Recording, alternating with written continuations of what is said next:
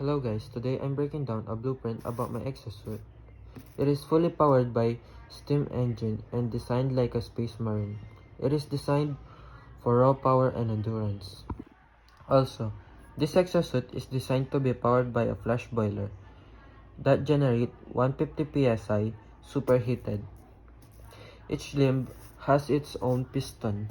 As you can see, the piston gets its steam by this mechanism. A servo pushes a puppet. That puppet puts the steam inside this piston. The piston moves this crankshaft, and this crankshaft rotates this cylinder right here, and it has this chain. I'm gonna use a motorcycle chain since it's gonna have a lot of torque in it. The pipe in this flash boiler, I'm gonna use 1.5 inches bore, and I think I'm just gonna electroplate the pipe since I'm gonna use mild steel for a cheaper alternative.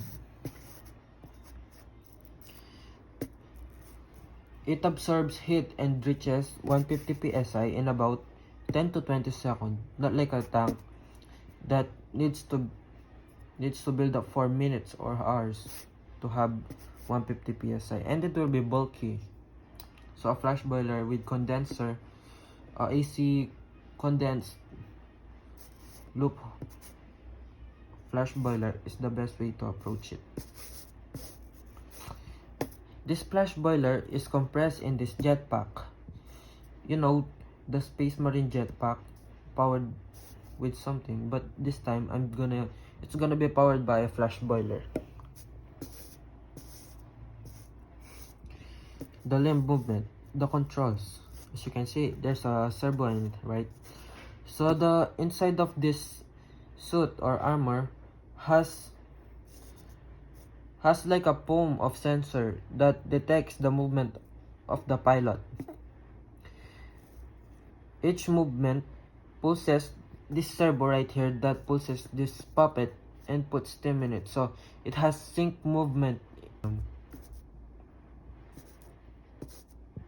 The arm is extended for a fit, so the wearer won't get injured and they won't feel the impact of the arm when punching. Here's the design of the control, by the way.